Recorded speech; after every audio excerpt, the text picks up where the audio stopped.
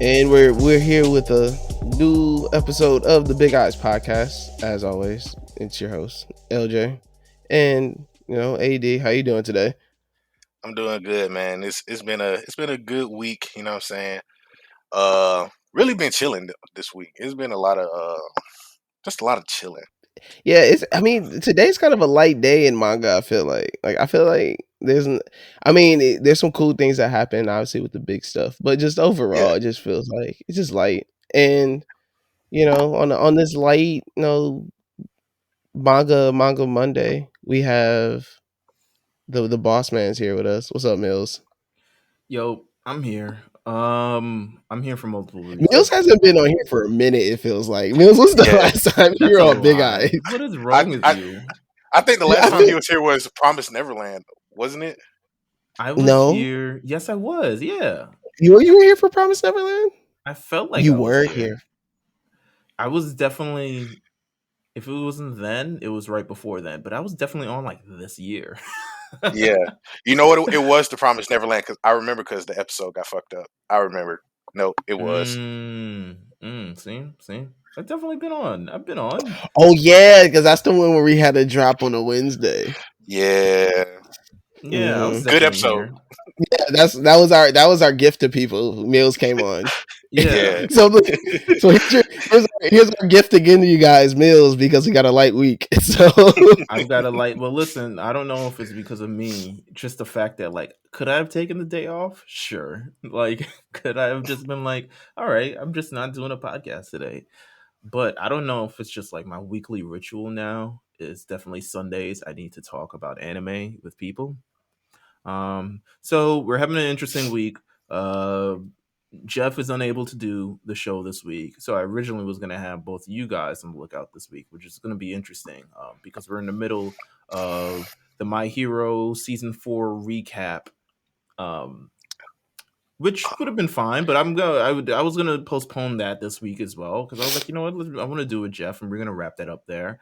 But we're not, and then I was like, okay, so maybe we don't do that, and maybe we just do Titan time. But now, because of worldly disasters, unfortunately, um, Attack on Titan is not officially coming out this week, so we will have no Titan time this week. So I said, you know what? Do I have the day off? Could I just take the day off? Would I be a regular person? What would I do with my time?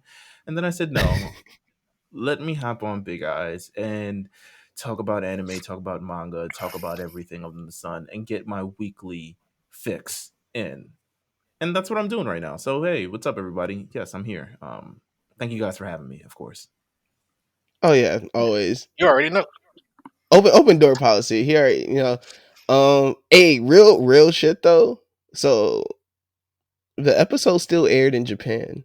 Can like, imagine how nerve wracking it would probably be to watch Attack on Titan and an earthquake happens. I would start being like, "Yo, listen, this is the wrong anime to be watching when an earthquake is happening." I'm not caught up on the manga. But I have been seeing some spoilers flying around, and that's really some like I would have definitely been off my rocker, dog. I ain't gonna hold you. I'd have been on some wild shit like, yo, what the Like Yeah. fuck is watching going Attack on Titan without the earthquake just happens in the middle of, especially the yo, episode that happens. bro? So here's what I think is gonna happen, because it definitely did air in Japan. So I'm pretty sure someone's just gonna throw some subs on it anyway, and it'll be out maybe even before the end of the day. Attack on Titan is high demand. There are really a lot of fans. There are people who want this. So whether or not they want it out, I think it still will be out. Actually, let me Oh, is refresh it? Hulu right now to see This might who be fucked this up. might be the episode that breaks the internet, like that one episode of Dragon Ball Super where Goku goes Ultra Instinct for the first I time. It might be just like that.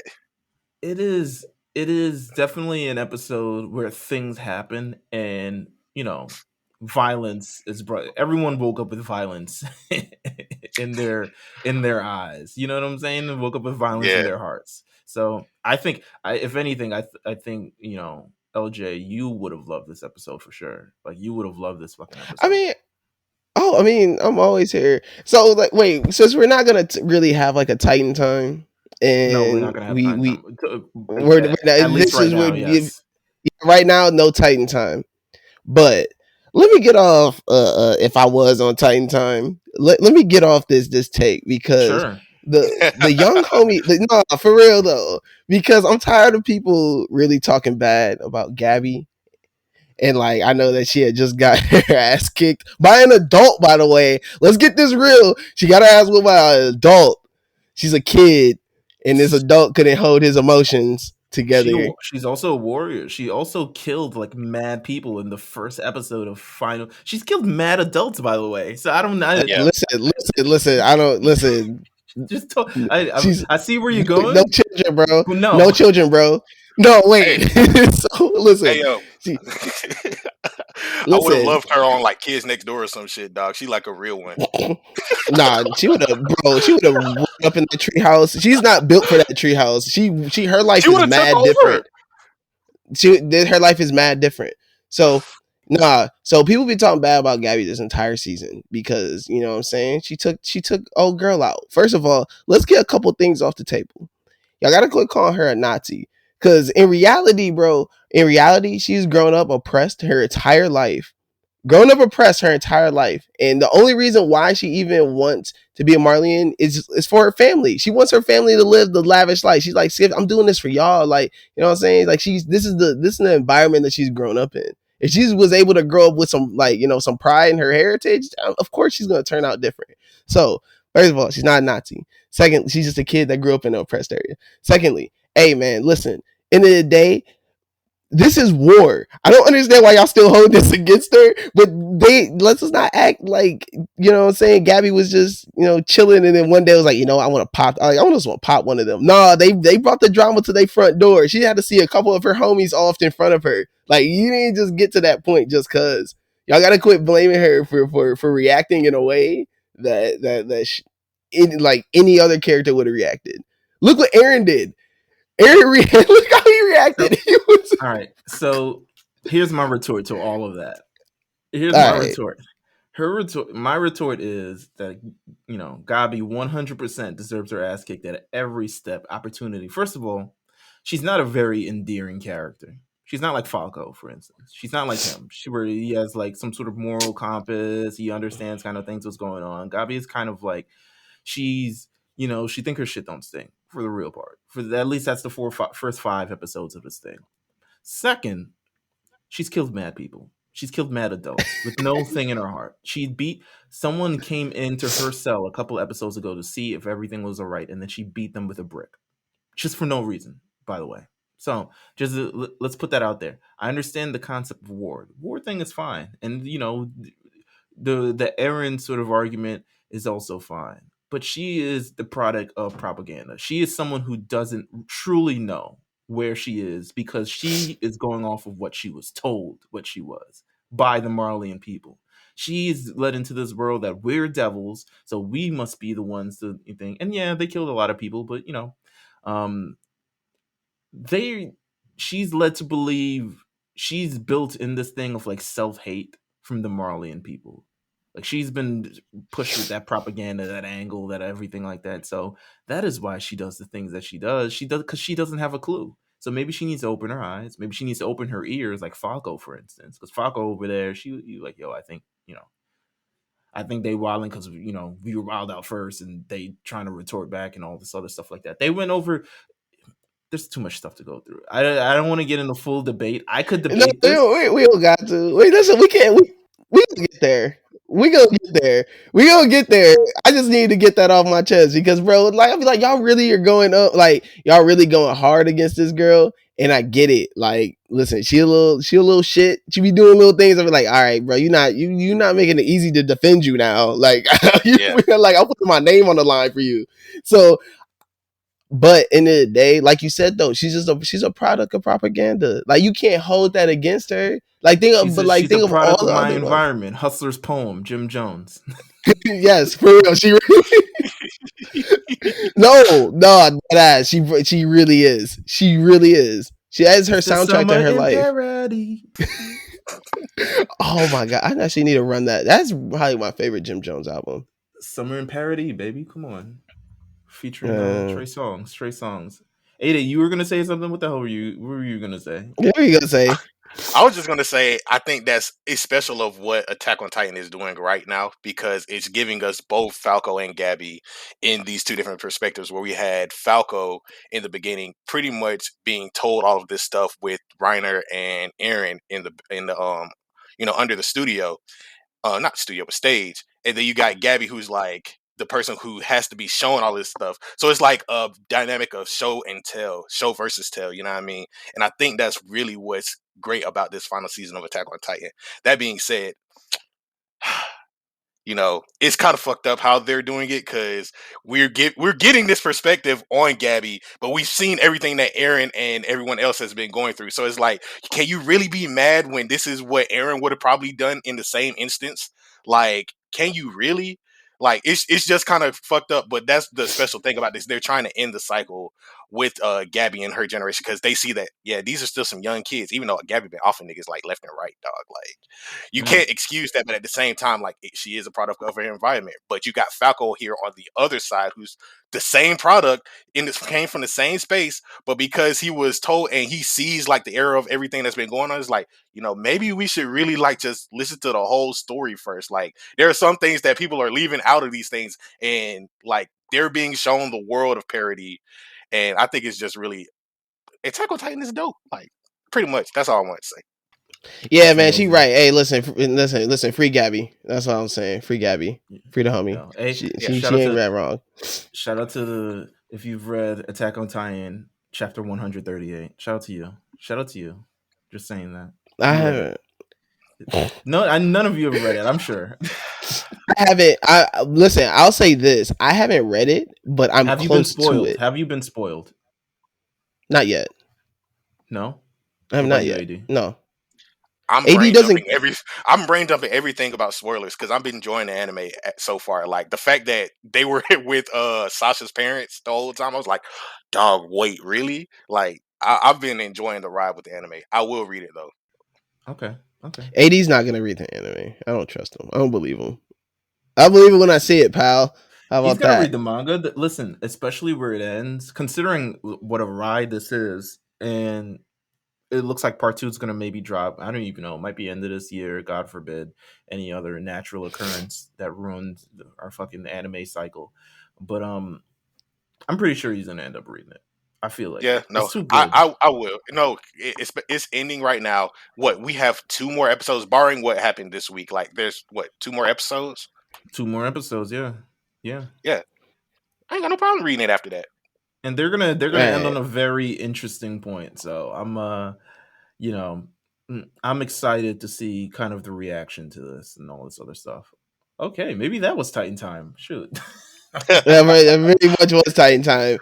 You're welcome. I gave you something this week. We got There Titan you time for go. you guys. There you go. There it goes.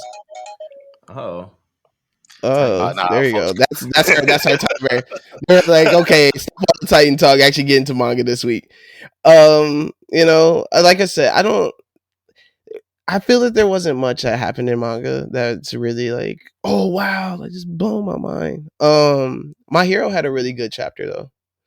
Oh yeah, A nice follow Yeah. up chapter. We're I'm gonna be glad trapped in that this we room got for it. a minute. Yeah, I would say so. I would say probably. I think it'll end either next chapter or the one after because of where it's going. Yeah, they're having this conversation right now.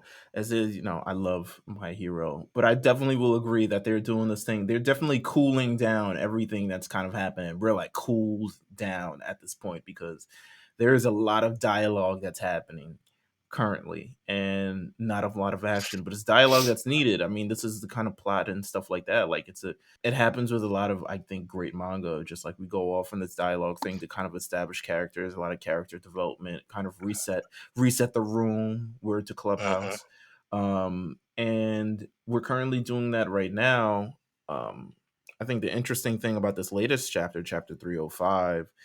Well, first of all, I didn't like how it started. I didn't. I didn't. I didn't like how it like. Remember last week where everyone was like, "Yo, it's about to be violence. We're about to have to kill Shigaraki. Oh my god, are we gonna do this?" And Yeah, then yeah. it starts off this week. It's like, I was just testing you. I wanted to see your intent, and it was like, well, that's not as fun. I mean, I kind of figured it was going to go that route Yeah, because we were seeing everybody's perspective, but we had to get the point of Deku because he's still the protagonist. You know what I mean? So we I had to see where he stood in all of this. I think also the fact that I think Horikoshi knows because he doesn't do a lot of murder or intent to kill a lot in this show. He doesn't just usually like the. I mean, there are people who die, but there's no one who intended to kill somebody, and Yeah, I think that's important in a show that like surrounds school and kids and all this other stuff. You don't want to like promote a lot more violence, but especially with school related to school stuff in this damn thing. People Yeah, die because of like instances in the middle of war and stuff, but there's no like we're gonna kill you, motherfuckers. And that's Shigaraki's not yeah, saying I'm going to kill Deku. He's just saying I want one for all. I really want yeah. that. Or, and you know, I didn't like it's other more. chapters. It's no. I'm saying it's more based on destruction than it is like killing. Like he wants to be destructive. He wants to like, and that could mean a lot of different things. It means like actual destruction, like leveling whole cities, but also destruction of society in general. Like they Yeah. talk more about destruction than actual murderous intent, like you said. Yeah, yeah, Um, and Think about it like yeah, Beerus, kind of, sort of like his vision of destruction, where it's destroy before you can create. You know what I mean? right. nah, Beers really be wanting to kill folks. Beers really be Ah, pissed off. Beers really be wanting to smoke I mean, niggas. yeah, I know he want to smoke Goku. Goku deserves that shit, but everything else, I think, is more of a Beers throws out destruction as a threat way too easy to not be really meaning killing people. Like he'll be like, you know what, skip it. Like he really takes it there. He don't even be like, I will destroy you. He'll be like, I will murder your entire planet. Like don't play with me. Like he Or throws that threat out mad easy. or I don't care if you get destroyed or something along those lines. Like Yeah, he's just yeah, like, man, yeah. he can die every day. That's really he's not every day, B. That's how But that's his mindset every time. I think she really wanted to know the intent because she felt like at least kind of felt like it was kind of similar to like season 3 where when All Might found out that Shigaraki was the grandson of Nana Shimura and Gran Torino was like, "You're getting weak because now you're seeing him as a person instead of the actual villain that he is. But you need to attack him like the villain that he is, because he is someone who Yeah. will kill you, no matter what." I think you get a couple of reveals in this, especially like the idea of fuck. How do I start this shit? So you know what? I'll go back to my last point. Um, so they kind of wanted to see where Deku was at. Is like, listen, if it comes down to this, are you willing to do this? Will you have it in you? Because if you don't, I think All for One is 100% going to take advantage of you, and this is something mhm, that we, for I guess multiple generations, have protected this power. Like, and it's done so with the mindset of like, we must pretty much end All for One at all costs. So will you go all the way to end All for One? And they really kind of wanted to, at least Nana Shimura and a couple other ones wanted to see that. And Yeah. Deku in response is like, I'm here to save. I'm not really here to kill. Like this power was really meant to save people. So he's looking at a different perspective of like, I could save the world by killing him, or I could save him and like not kill him and then ex- save the world or something along those lines. exactly. Yeah. I like I agree with you there of just I agree with you when your original when you what you first said of this really it didn't take the air out of the tire completely for me, but the fact that it was kind of one of those things where it's like we just want to see it was really one of those like we just want to see where you at with it, like asking them like that instead of really making it kind of a hard line of like nah you don't really have to do this. Um I think that this chapter was cool because for Nana to be a character that is very ingrained in this story, especially the fact like Shigaraki's her grandson, like she's very much a part of it. Even though she's long gone, she's dead. But the Oh, did it moments when drop? she does pop up, I feel that this is the most we have ever seen her speak. Mm-hmm. Um, No, yeah, so it for was sure. really, and I think that is really cool though that the moment that we see her speak the most is when she's really on some like, listen, I don't care even if he is my grandson, and like, yeah, I do feel guilt of not always having to, being there for my family and whatnot, but at the end of the day, like my loyalty is to this power. Like the Right. reason why I'm here right now is to make sure that we're like, the reason why all of us are here right now is to make sure that we're guiding you, and like we Yeah. have to understand that if it really comes down to it, you're gonna have to learn how to make a hard decision. And I like how serious they make it, because she's really like, listen, the reason why he even chose Shigaraki as his vessel is because he understands how deeply ingrained his hate is. Mm-hmm. Like his hate is so deeply ingrained in him. Like this, like if he is truly like allowed to, fully blossom as true evil, like there's nothing that will be able to stop him. So like you really have to be at this point of, if he's going to truly ingrain himself in being pure evil, like you have to be the complete opposite of that, and also you have to be willing to stop that at any cost. And I mean, I think that the answer Deku gave back was very Deku-esque. Like I wasn't expecting him to say anything different. I wasn't expecting him to ever, be like, you know what, I get it, like I'm right there with you. I mean, he does in a sense say like, hey, I mean, I will try my best, like, if it really really really comes down to it, like sure, maybe, but I wasn't expecting him to ever be like, yeah, I'll do it, I'll do whatever it takes. So his response was very um predictable in a sense, but yeah, I mean, I like how this question is coming from Nana, just for the Right. simple fact that she has to acknowledge, like this forces her to acknowledge the fact that she's talking about her grandson here, end of the Right. day. And I And and they do touch on that. and I think it, just to touch on kind of the Shigaraki and All for One type of thing, it shows a little bit more about their relationship, at least what they believe that it is that All for One, it's pretty much he sees Shigaraki as kind of a vessel, and he doesn't really see him as this like son figure or something, or family or some any of the thing how it's kind of been like put across for maybe in the show, or at least hinted towards the show, of just like, I think Shigaraki always looked up to All for One, at least for guidance, a lot in the show for like things to do and how he's going to do it. But at the end of the day, All for One was really kind of just grooming Shigaraki for this exact moment, for the moment where he's able to take, control of his body and kind of like reestablish himself as this all powerful being. So at the end of the day, he's taken advantage of Shigaraki in this instant. And we see I mean, we've gone through the previous chapters. You see the internal struggle between Shigaraki and All for One in terms of what they want and what he wants. But they know at the end of the day, All for One is pretty much going to assume um, all that is in Shigaraki.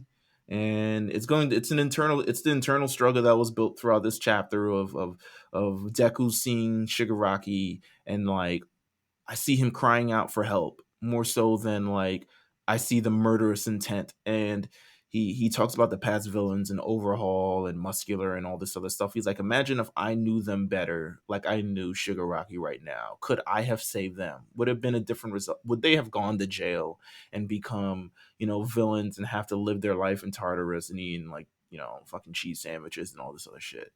Or could I have, just someone who have reached out, could I have reformed them? It's a cycle of violence thing that he wants to stop, similar to AOT, right? Like, so it's a cycle of violence thing he wants to stop. Is like, I could have reached out to them and hopefully give them at least a little bit of hope or something, or someone could have reached out to them, give a little bit of hope, and we could have had a different narrative. Muscular could have been a hero or something, or Stain or whatever the hell. But we'll never know. And he at least wants to reach out to Shigaraki at this point and see kind of where it is. What do you think about Yeah, I those think other two people? no, Go ahead. no, I was just gonna say I think that's just this is probably gonna be a whole bunch of kids being products of their environments, because we see Deku, growing up with All Might in front of him saying, yeah, I want to be like this person and save people, and this is the power of All for One, not All for One, but One for All, where all of you have invested so much of this time and power into helping the people around you, and that's how you guys became heroes. And you see with Shigaraki, he didn't really get that. Everybody around him has been either manipulative or destructive, in and has been a vital factor in how he's been cultivating this dream of, deconstructing society and destroying everything around him, because he himself has been a part of that. It's been ingrained into him. So I think, like, with the way this chapter went, and I think the best part is Deku being able to talk through the smoke no matter what. Like, I personally figured this was going to happen. I didn't think it was going to be this soon, but him taking a stand and showing all of the holders in this moment, like, saying, yeah, no, I need to let you guys know where I stand with the idea of killing people versus saving people. If the time comes, I don't know what I'll do, but in this moment, I would just want to help Shigaraki. I just want to save him. So I think, it's very expected, like Jamal said. Um, but I think in this point, with the two guys who have turned their backs, I think this is going to be interesting. I have no idea what to expect from them. I think the biggest thing also with that is, like, All Might being touched by what Deku is saying, and I really want to see what the conversation that they will have once Deku wakes up. But what were you saying? Nah, I was trying to figure out like, who those two guys. I Oh was like, yeah. yo. I I mean they're shown in I think the last chapter with their backs turned. They I think they're like the last two all for one or one for all holders that we haven't like seen or heard speak yet. And from the statement of the original one for all holder saying now play nicey too, you have to cooperate with our successor. He needs your help to unleash his full power.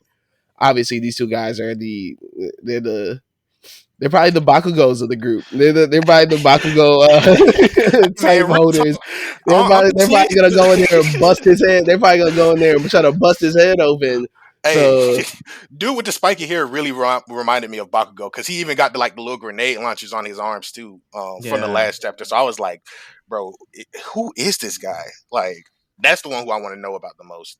The other dude looked like he got the Ingenium thing on his arm, like Ida. So I mean, it's going to be interesting to see what these two have to say to Deku.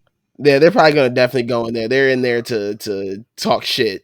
They're definitely there to be like, bro, what the hell do you think this is? We are Imagine in this. war. We They are put in this nigga in a war. headlock. They're probably gonna be in there, but I'm excited. I mean, they're gonna need those characters Yeah. because obviously, as you have heard all the other one for all users talk, they're all very grounded. It's like they're all like they all seem very wise. They have all given Deku very they've given him wisdom throughout and like actually good shit that he can use. So I think these two characters are definitely there to probably offset the kindness that they are giving him because none of them have really like been like Deku, you're wilding, or like Deku, like nah, like they have all talking to him in a way that's like, listen, we're here to support you, we're here to be very nurturing and caring, but it's gonna be fun for them. Hopefully that these two characters very much switch the tone. I'm excited to see if they introduce their backstory, like what their backstory is, and of being holders and users, because they have all, minus the one that has died from natural age. They have all talked about like they've died in the line of battle, so they've all died in battling all for one.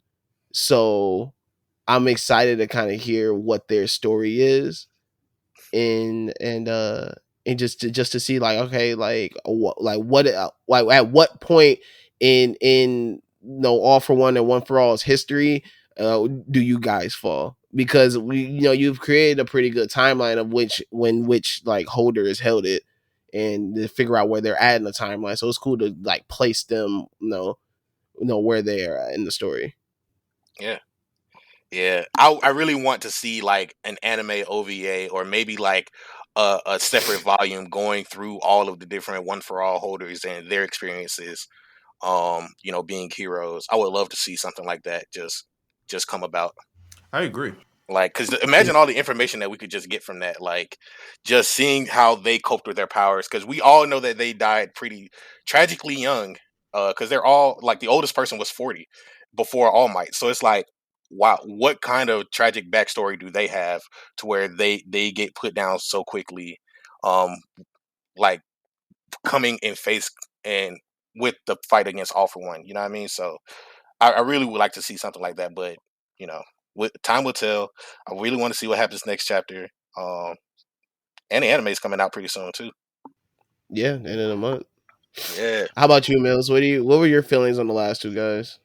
Um, I don't know. I feel like we're gonna end up learning. It seems like they can't even look at Deku, which is, I guess, something. I don't know if it's from disdain of like, look at how this power has become, or like, look at where we've gone with this, or I don't know if it's like shame of like, we can't even look at this guy. Like, so I'm confused. I want to think it's the the first one I said, because he just says play nice with them. But I'm interested in seeing where they kind of go with this, at least with these two people, and what kind of powers they unlock. It's really now so kind of learning what kind of powers he's going to unlock. If it's gonna do, like, Deku about to be souped up. You got the cheat Oh yeah, code. he definitely do. yeah. Yeah, and if everything is going to end with Deku, they're gonna have to cooperate at least in ending All for One, because I guess this was what the power was, of One for All was intended to be, to end All for One. But we'll see where it goes. Nah, I really want to see who told them to go stand in the corner, in separate corners, like they was really in timeout in class, bro. Like that's what I really want to know. no, I mean I didn't even. But that brings up a good point. I didn't even think of it that way. Of they really have had their back turned to Deku this entire time. Yeah, Like the entire time that they're talking, they haven't said nothing. Like, and every time they're shown, like their back is showing. And then the simple fact that play nice is the first thing that is said to them. Um, that really does make me feel like, damn, do they feel that Deku's even worthy to hold this power? Like, do Yeah. they even feel that he should have like had it in the first place, or are they even, do they care about? I don't know. I don't think they believe in his resolve. I think that's the biggest thing. I think that even the fact that this is brought up, and like has kind of been a um I think this was the problem that that Gran Torino had with All Might. Like you said, All Might didn't seem that he had that resolve to kill if he needed to. I don't think he ever wanted to kill All for One. And I think that's what their issue probably was with him. And I think All Might talked about, I don't know if All Might's ever acknowledged that he's talked to the past users before. Has he? I think he said no, because I pretty sure he was like, you're the first person to ever come in contact with this power. But I think ever since Deku has been able to do it, All Might has been able to feel it as well. Well, I can't remember exactly when, but I feel like it was. I feel like it was around this time, not this time, but around season 4 time, where Deku is in that dreamscape where he first meets them or oh yeah, something. that's the end of I season remember four. him. That's the end. That's the final scene of season four, is that he ends up in that thing. Yeah, But you see that All Might really isn't there. I mean, it's like something that's representing him. It's like the smoky, fiery, whatever the hell the thing is. Yeah. yeah. But he said that he can feel him talking to the past All for One users, and he could faintly feel himself inside of there too. When Well, he can't they first got even. into the cove. I feel like he. I feel like he's not. I don't know. I feel like Deku might be the first one to be able to actually like talk to them, because Yeah, and I feel like All Might definitely can feel them, and maybe it's like that thing of that vestige thing that's in the room, so he has that, like, he can tap in, and he feels like he's in this world as well, and part of his soul is over there. Maybe it's the flames that are like still within him or some shit like that.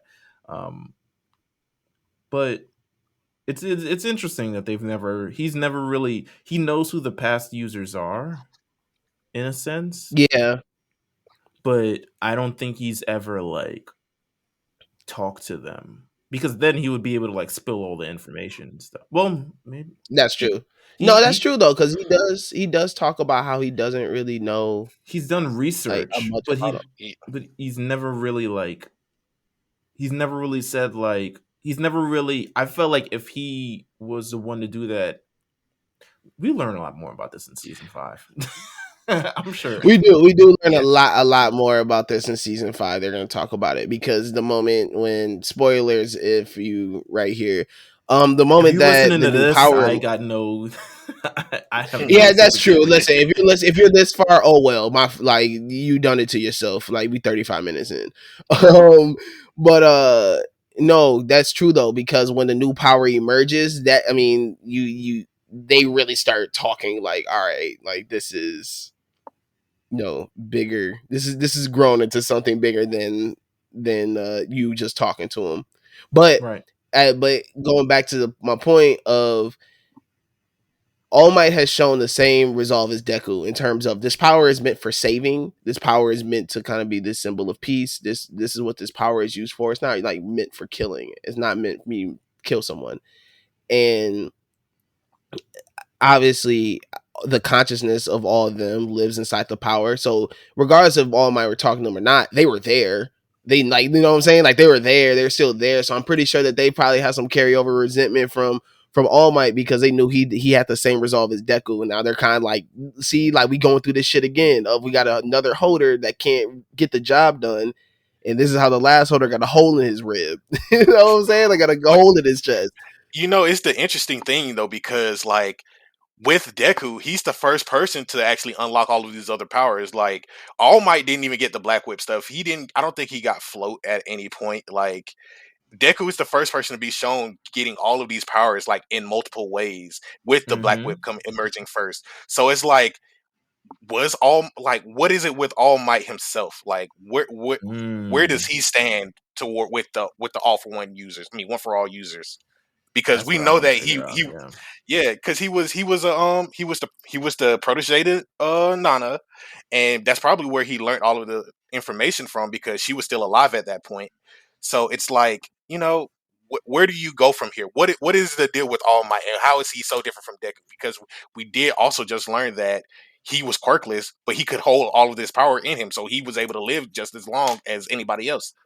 So like where does All Might stand? What's the difference between him and Deku in this instance? Like Deku is why is Huh. stupid. Deku able to hold all of these powers? I don't know. I mean, I don't know. I don't know. I I don't don't know, know. man. But we'll see. It's a lot. Uh, I mean, okay. So there's another question that came up on the timeline. I want to know you guys' thoughts about it. Okay. Let me. I want to give the person their props. Let me find it real quick because I don't wanna act like I'm the one that came up with this question because I didn't. That's okay. You just Uh, admitted you ain't come up with it. but pretty much, someone asked vocal pineapple at vocal pineapple.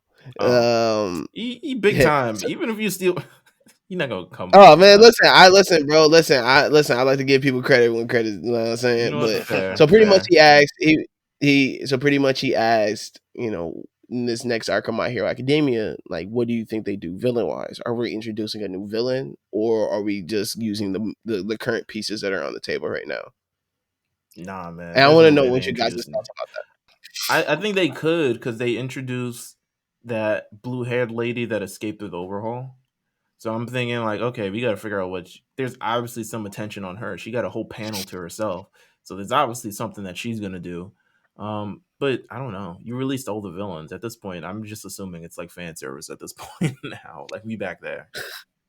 yeah, I think we starting from. Well, that's the thing. I think we are going to get introduced to new villains because it's not just Tartarus that broke out. It was all like a lot of prisons that all the prisoners escaped from. So I think this is the chance where they can start introducing new villains, and it can be like a succession line where okay, we start with these small time C rank villains. We probably get them jammed up by support teams with support items, and we get those type of heroes. And then when that seems out of line or it seems to be getting out of their hands, then we jump to like maybe the students with actual powers because they got their provisional licenses now. Then we start to like start scaling upwards to go all the way back to All for One and his power. And that's where we could start introducing like the world heroes where they start coming in and they train like the provisional students and everything. So I think it's very possible that we are going to get introduced to like new villains, but that's how we can also get introduced to like the world heroes and even new heroes in that regard because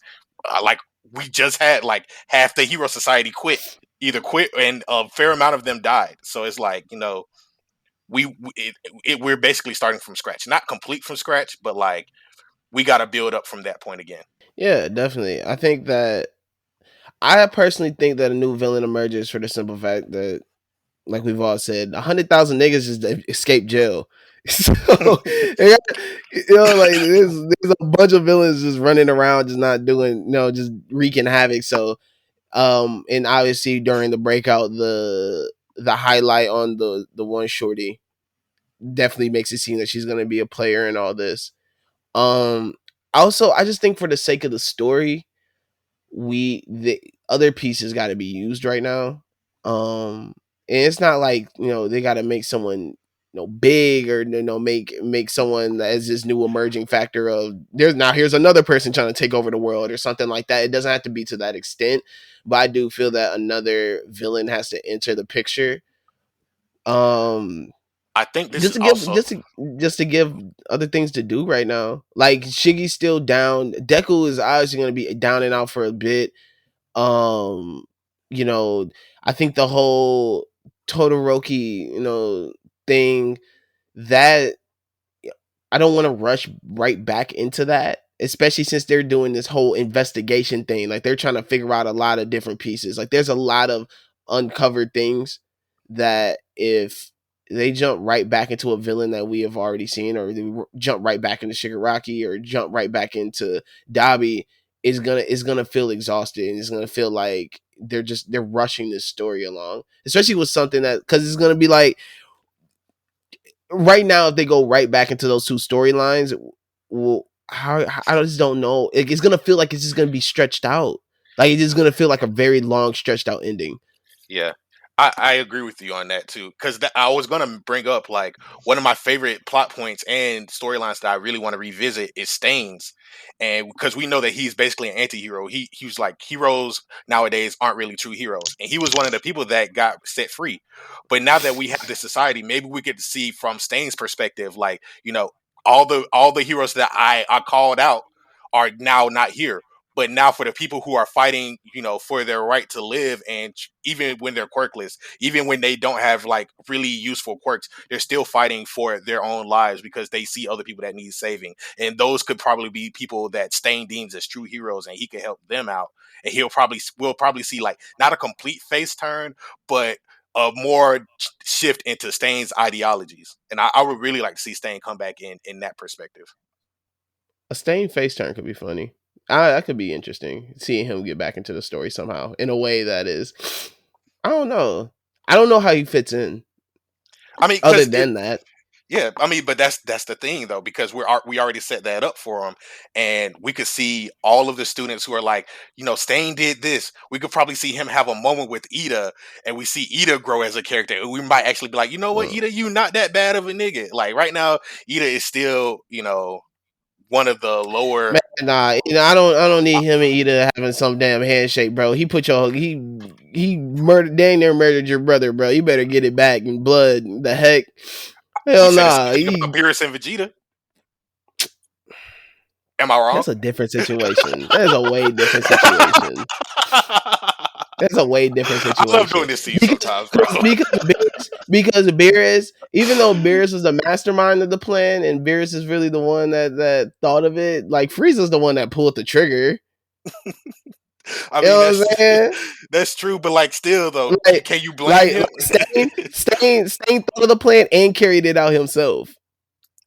But he was doing it for his own ideologies. So that's what I'm saying. Like, would you say the same thing about Ida? Like in this regard, where he's like, you did something to my brother, but now you're trying to save the people around me. Like you're trying to do a just cause or something that I would deem just, and I would like to help you in that regard. You know what I'm saying? Something like that. Shit, I don't even know. But man, this is a very My Hero episode. Yeah. Yeah, but My Hero is good, bro. My Hero just had one of the best war arcs. Like we're getting back into the anime. Like My Jujutsu Hero, Kaisen chapter was way better than this, but it's all good. Meelz isn't caught up yet, so we couldn't even really talk about it. Yeah.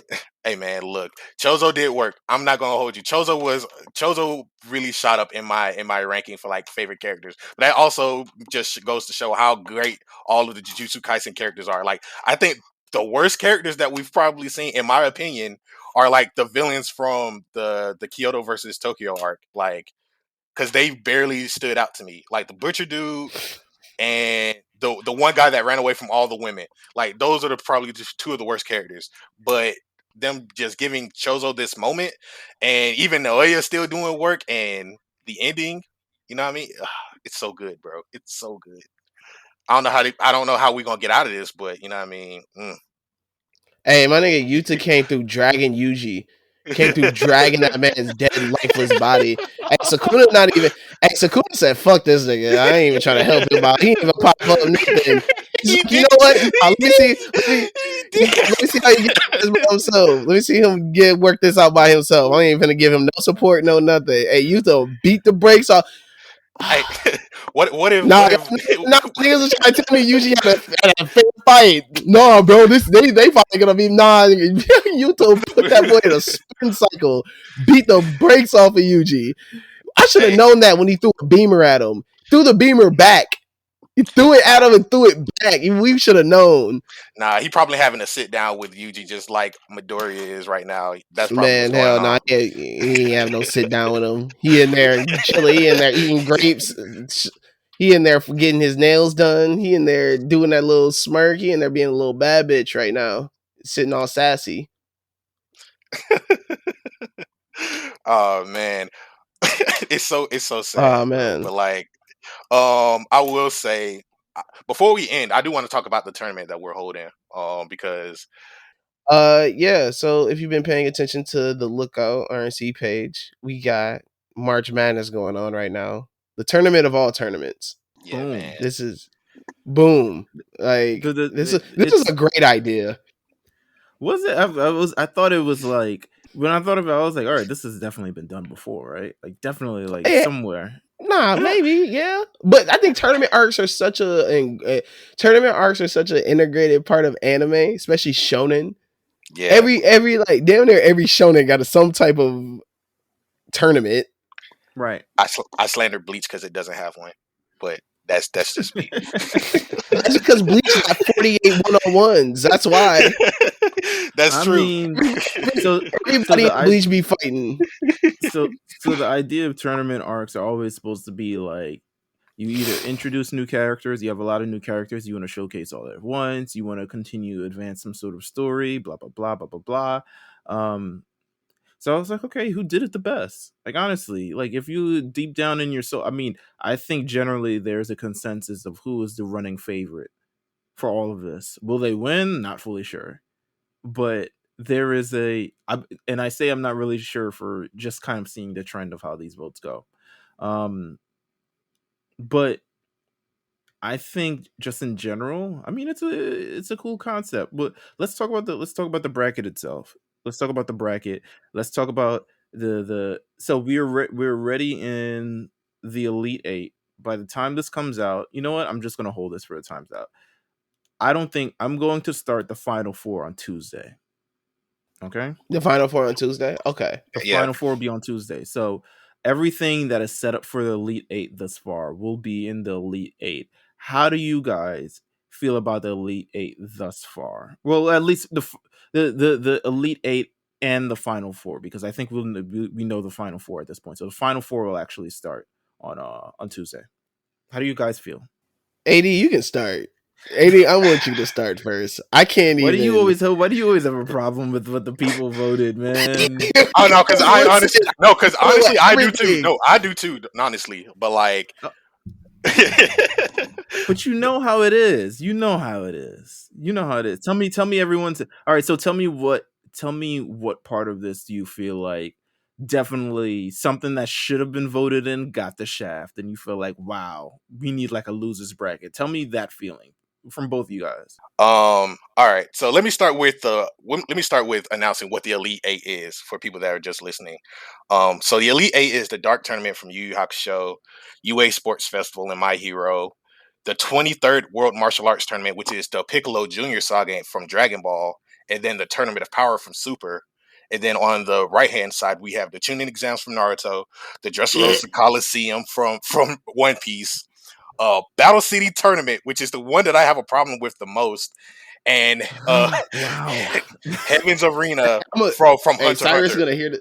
Hey, Cyrus gonna hear this episode. Cyrus gonna hear this, and he gonna show up in your house with a steel chair.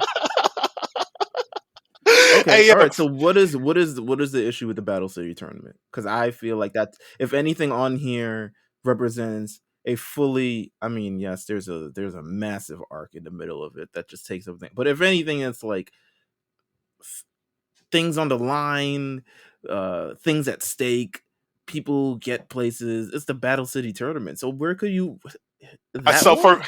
for me, it's two things I have a problem with it. One is the reason that we're having this tiebreaker with Hunter x Hunter. Like that's Which the second Yu-Gi-Oh is part. going to win, by the way. Yu-Gi-Oh is Yeah, going it's to gonna win, win. by the way. But you know what? But my thing is, for me, it's where it originally placed up against and how it got here, because it was originally against the Holy Grail War from Fate Zero. And if you haven't seen it, go watch it. Please go watch it. The Fate series is all about tournament arcs with a lot of people from mythology being pit against each other to win the coveted Holy Grail. Bro, it's amazing. Like Gilgamesh, Emiya, all the fights in Fate are phenomenal. If you like Demon Slayer, it's the same studio that made the Demon Slayer anime. It's ufotable. Like, so Okay. the animation is crazy. So with that in mind, like I just think that Battle City is amazing because of all the stakes that went into play, like Yugi getting trapped in a dungeon, facing against another dark magician user, him facing There's so against like much that fake goes on. Zodiac cards. My biggest thing is fucking Joey losing by plot. That's the worst part of it for me. Like that's immediately the worst thing for me. Out of anything. Um, but the stakes in Fate Zero themselves are just as good, if not better. So I just really would like a lot of people to go watch the Fate series. Fate Zero and Unlimited Blade Works. They're both on Crunchyroll, and I think they're still on Netflix also. Like, go take a look. It's a phenomenal series. That's where I lie with it. But the other thing with it coming up against Hunter x Hunter and it tying, like that's wild. I thought a lot of people liked Hunter x Hunter a little bit more, but like the fact that it tied, it's like, all right, I kind of want to see Battle City go the distance. I want it to beat out tuning exams for Naruto. Um, but that's just me. Jamal, what was your issue with this, please? In 280 characters or less, please. Oh my gosh! I don't have no issue with it. That's a lie. I have an issue. Listen, I have an issue with it, but at the end of the day, I understand why. See, so we'll talk about it. Yeah, talk about it. All right, I don't feel that in any way, shape, or form that the Chunin exams are better than the tournament in Dressrosa at all. Also, that bro, my nigga. I'm glad you Well, said I mean, that. okay, AD, we're both very biased human beings in this argument. Yeah, Very biased, very biased. I'm looking through I want y'all to know that I'm not looking through this is very tunnel vision. All right, listen, I'm not trying to hear no outside arguments. I know what I feel, and that's just it. I just personally just don't like the tuning exams are really good in terms of if you've ever watched Naruto, it does introduce a lot. I think that the tuning exams also kind of suck because all of the like stakes in the tuning exams really don't end up mattering because they all end up passing in a sense.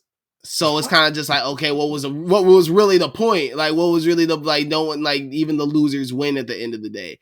Like in Dressrosa, like there's only one winner, and you get that winner, and the person who ends up winning it makes it so much better because of the backstory behind it. Okay, obviously those who voted no. So pretty much in Dressrosa, Sabo's reveal of him coming back, him winning the firefly or the flame fruit, him him Aces and Luffy's backstory, like the moment where Luffy and him see each other, for like the all first of that, time, for the first time. Like, you know what I'm saying? Then you got Shorty in there that's been in there fighting for her dad and the toy soldier. You got dude in there that held like wanting the to kill longest Luffy. grudge. the world's longest grudge. Like, bro, there was like a lot of bangers in there, man. Like, and no, Luffy having to be in the disguise, but him like really, all those people who really hate Luffy. Like, you know what I'm saying? Like, his disguise really not working. Like, oh man, like there's so much that goes on within it, and that tournament, the best thing about that tournament is that tournament is really a story within another story. Like, Yes, like Dress it's Rosa just as a one whole, part. yeah, it's one part of Dress Rosa, and the fact that it's this tournament though means so much to the story and just adds Mm-hmm. to it, and it adds so many different characters. It makes it just such a better thing for me than the tuning exams where. And, you introduce like it gives some dope fights. Like the simple fact that we see Rock Lee Gara, we see Sasuke that's the get the Sharingan fight Orochimaru with the and he yeah, he gets the gets a curse seal Sharingan. for the. Yeah, you see, and I think isn't that the first time that Naruto like does the one tail, or when he in his fight against Neji, Not unless I'm tripping necessarily, up. not necessarily that, but it is also the same time where we get Neji versus Hinata, and we see where Neji stands.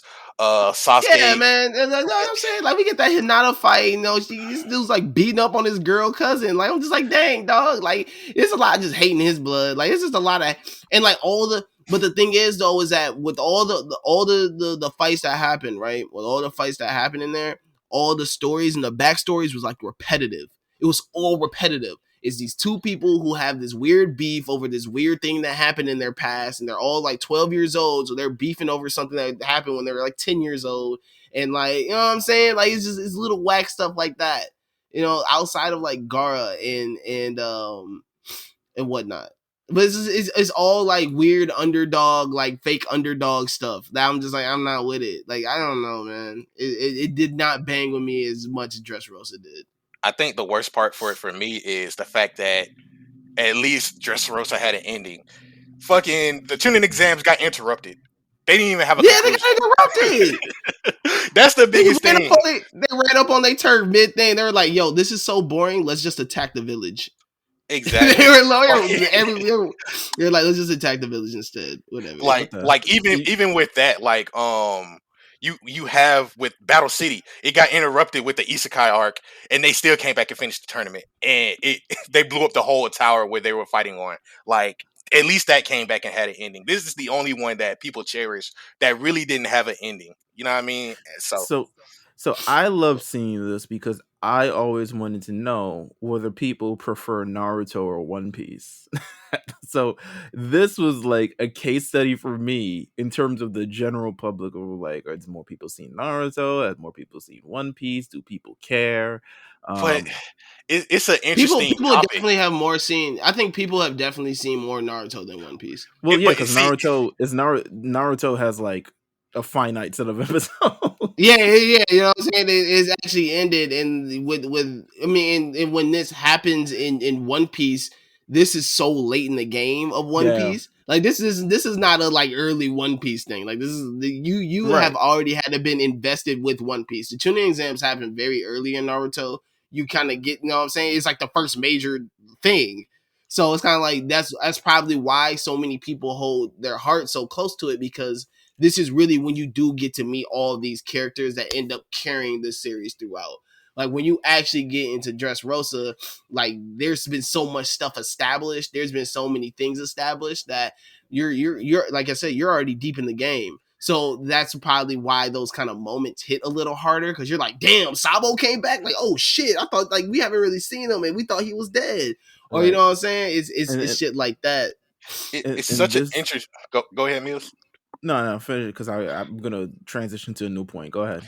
I was gonna say it's such an interesting case because of how One Piece started. Like we got the original Four Kids dub, and it's kind of hard to say like how One Piece is because Yu-Gi-Oh started with the Four Kids dub, and that actually ended up pretty well. But with One Piece, they made so many interesting changes where people were like, I don't really rock with that, and it wasn't a consistent viewing. Like with Yu-Gi-Oh, we had it like every Saturday morning, and then it transitioned to like at weekdays on Kids WB. With One Piece, you had it like on certain channels of Fox on Saturday or Sunday mornings. And even then, they made so many interesting changes with the dub where it's like, I don't know if I can really rock with that, which is why we ended up with the Funimation dub later down the line. Whereas Right. with Naruto, it started with such a very good dub, even though like people will have qualms with Naruto saying believe it or whatever like that. But it was such a nostalgic and ingrained thing. Like you get to hear, people use sensei for the first time. So when kids go to class, you're like, oh, that's my sensei. You know what I mean? It's so many different things that are ingrained into the pop culture of Naruto because it had such a great dub that just sticks out into our mind. And One Piece never really got that. With Yu-Gi-Oh's case, it was a card game, so you had something that tied along with the game, with the show, so it wasn't necessarily like anything wrong with it. You know what I mean? In regards to people getting attached to the series.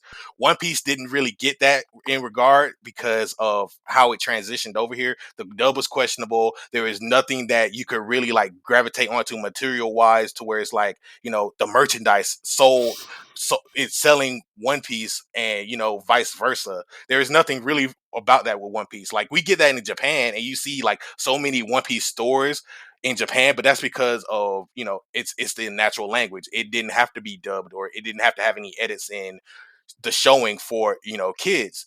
So when it came time for One Piece to get a proper dub with Funimation, it's like okay, we kind of see where how great it is, and we kind of get latching onto that. But at that point, Yu-Gi-Oh has already made its foothold into like Western culture. Naruto has already made its foothold in the Western culture. We're in Shippuden now at that point, you know what I mean? And then it started to get to the late game Shippuden. So it's like, all right, at the point that we got the Funimation dub, I'm pretty sure One Piece was heading in towards the Summit War. And so with all of that in mind, that's 500 episodes. And you don't get a chance to grow along with the series. You got to catch up at that point. You know what I mean? And a lot of people really didn't get into anime. For me personally, I didn't see a lot of people getting into anime until like the last 5 or so years, and especially with One Piece. Like One Piece has become such a bigger thing now because people see how great it is, but it's such a daunting task to catch up to a Yeah. thousand episodes at this point over the course of 20 Yeah. years. So it's like, you know what I mean? I think One Piece was just set back by how it was, how its production was handled. I agree. I think a lot of it, and you talk about a lot of the new anime and people getting in anime itself. This is also a good case study of like, okay, we put a lot of new anime on there. I think we made sure to put some recent ones of all various eras. We have the 90s, we have 2000s, we have 2010s, and there might be a 2020 on one of these things. But except freaking God of High. Nah, Why did please we no. not put that? Please no. I just know that like that's going to be a very very questionable handling production of that show as well. I'm caught up to it, so like it takes a long time to get invested, and the way that Mm. they started out the manga, I mean, they started out the anime, it's already like yeah, nah, this is not going to end up well as an anime I, th- series. They're probably going to I reboot it. Yeah, I thought it was funny that we took it off, but I'm not against taking it off. But we have a lot of, I mean, so we're gonna hit the final four, and the final four thus far, the people have won. The Dark Tournament beat the UA Sports Festival. I have no Yeah, qualms Yeah, against no, that because the Dark Tournament is just gonna Dark Tournament its way through this entire thing. Um, the Tournament of Power squeaked by the 23rd oh, World came Martial Arts back. Tournament. The Yeah, comeback win by the tournament. So okay, we had a conversation about this, and I said that Tournament of Power is my dark horse because I truly think that people really bang with Tournament of Power. But the fact that it was up against a strong battle against the World Martial Arts Tournament, that solidifies that I think the Dark Tournament just got this. I think. I Well, think this is a breeze by. So I'm not completely sure about this. All right, so I think if you watched a lot of anime, yes. I think if you're into a lot more recent stuff, Tournament of Power might, I feel like it might have a chance because Dragon Ball Z is just so notable compared to Yu yeah. Yu Hakusho.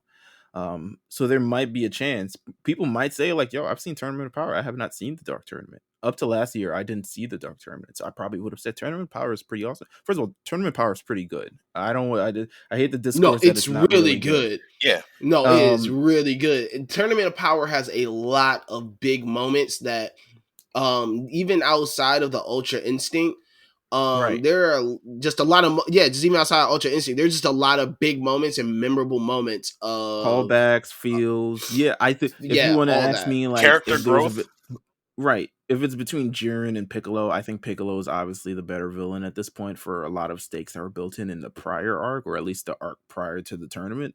Yeah, Um, but I think overall, like, Tournament of Power holds up pretty well. You can still watch it and kind of like just enjoy it. It holds up really, really well. So the Dark Tournament versus Tournament of Power is going to be a very, very interesting matchup. And then on the other side, you have the Chunin exams versus the Battle City tournament, which now I think you get, once again, this is the case of like, if you've seen Naruto, which I guess a lot of people fucking have, there's a whole brand, damn near a whole merch, a merch thing that's just Naruto. Um, so if you've seen the Chunin exams versus the Battle City tournament, it's like, okay, do you go for nostalgia? Because Battle City tournament is really good. I kind of really yeah, hope it wins that, that right side, I do too. because it it was such an all encompassing arc of like, it wasn't just a, we have these 8 people they're gonna go up against. It's the entire community. You brought back old people, you established kind of where they're at, you had stakes, which were the god cards, which if you gain R3, you're pretty much the strongest thing. It took it up from the, what was the Pegasus Island thing called, I Duelist forgot what it Kingdom. was.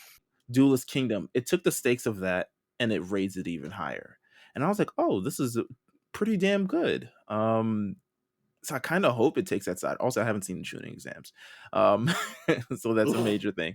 But I think, I think Shonen exams get this. I think Battle City was definitely gonna get this far. Shonen exams got this in the bag though. I feel like Two people. No, because people like Yu-Gi-Oh.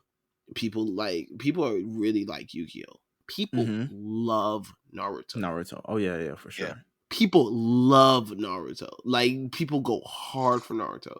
And once again, shooting exams is such an important part of that entire series, and it comes so early that it really is like the Dark Tournament. Dark Tournament really is like the big thing that happens in Yu Yu Hakusho. Like you get a bunch of like arcs throughout it, or even Yeah, before it, it's a but game like changer, pretty it's much. it's literally it's the game changer. This is the moment where you're like, holy shit, like Yusuke is really that dude, or you know what I'm saying, and you figure out all like the after the Dark Tournament, everything after that is so it just is relying on it. yeah, Without the Dark Tournament, you get nothing after it. Everything's connected to it, and that's like in a sense like the shooting exams. You yeah, could tie so much stuff to the shooting exams being the start of that. There's yeah, things that happen before it, but like the shooting exams is really you're like holy shit, like this is really where this story starts. yeah. I think because of, and with tuning exams, like you said, where the story really starts, it's because the show is called Naruto. The tuning exams is the biggest point for Naruto, because he makes a statement to everybody around him, like, don't count me out because I'm just the holder of the nine-tailed fox.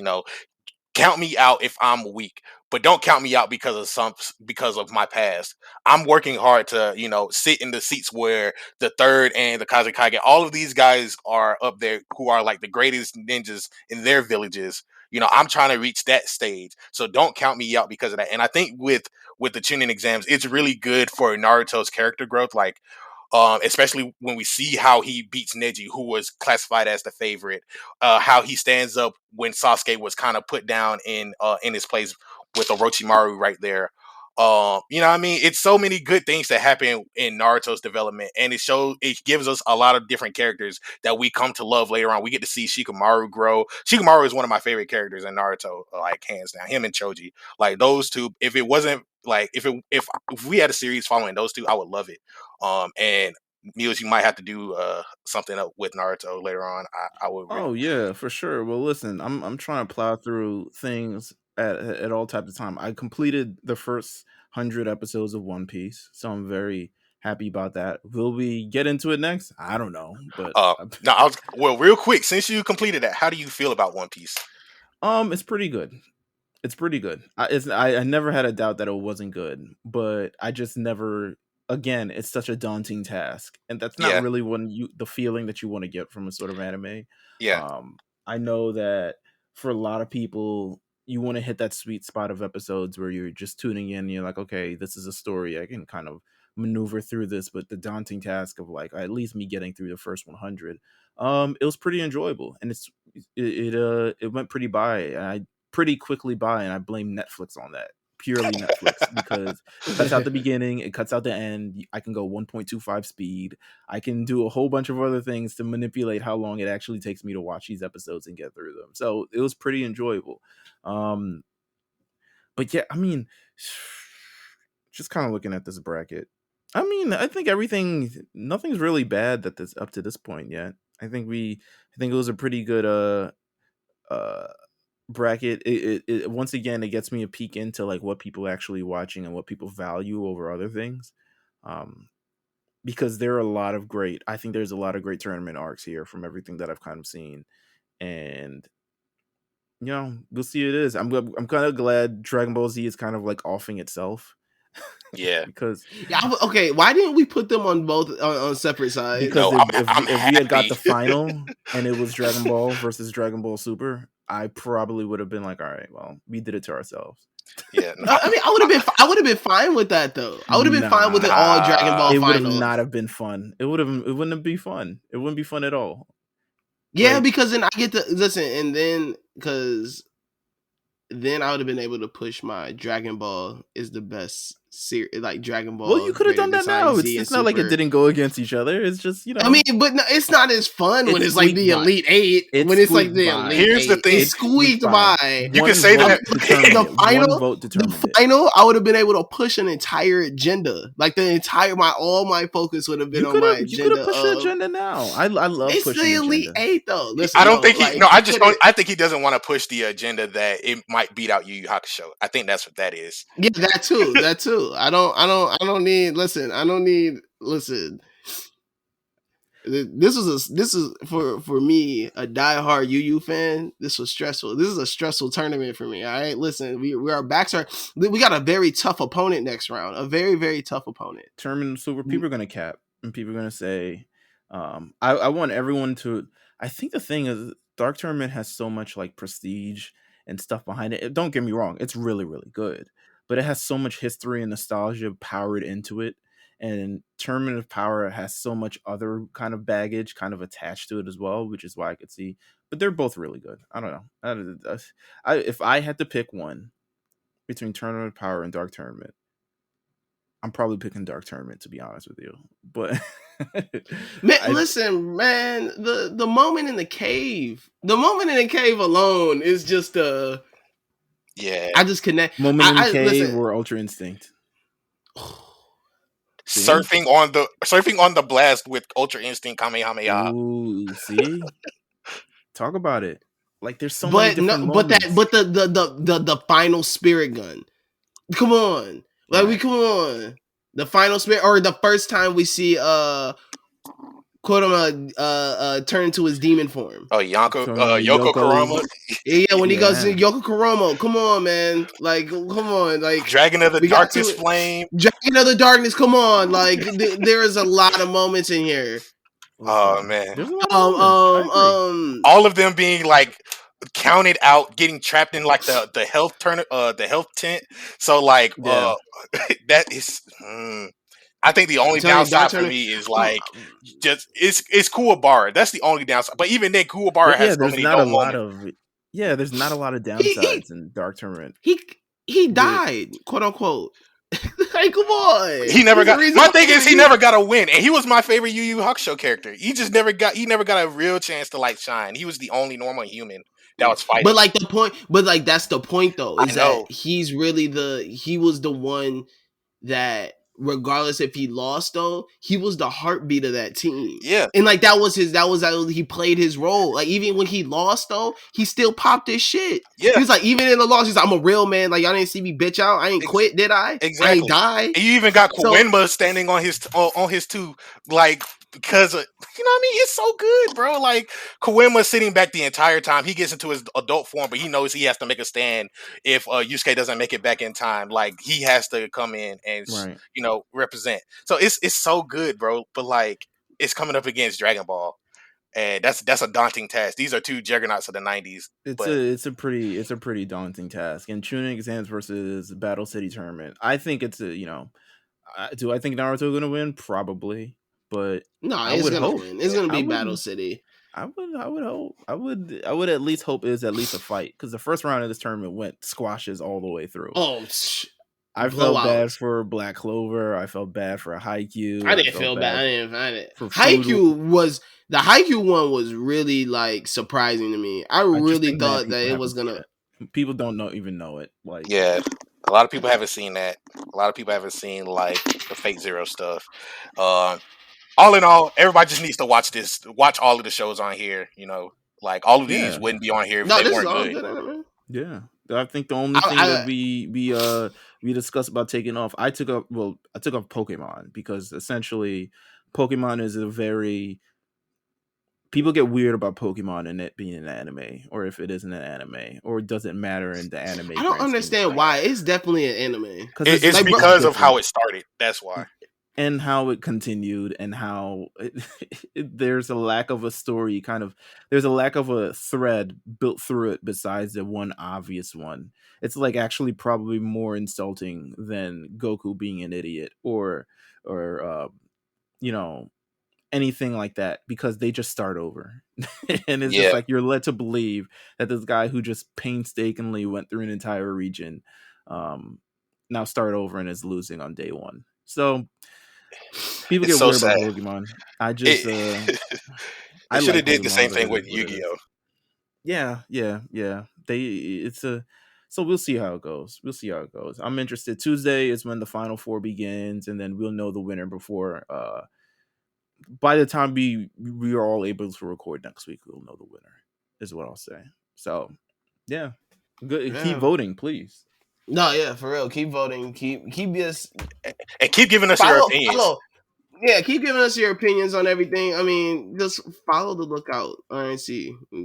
Be a part of the community. We're always trying to start some type of conversation on the TL. So, be involved, be engaged. That's why the Lookout is here. We're here for you guys, so we can all talk our shit. I'm able to come on here and tell y'all that the tuning exams shouldn't be One Piece. And now y'all will never hear y'all won't hear the end of it from me. If it ends up winning this whole thing, I might become unbearable. Oh, I'm pissed. If it beats Dark Tournament, if it beats Dark Tournament or Tournament of Power, I am going to be a complete asshole. I'm gonna be a jackass. You might have to mute me.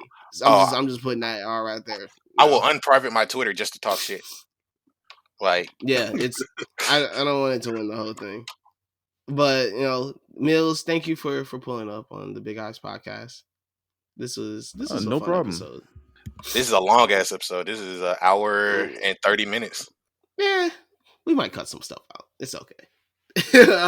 But no, make sure you guys for real follow the Lookout RNC. Subscribe wherever you listen to podcasts. Manga Monday, we dropping every Monday. So thank you guys for listening to this episode of the Big Eyes podcast. AD, what's the sign off? More manga, more anime, more water, more life.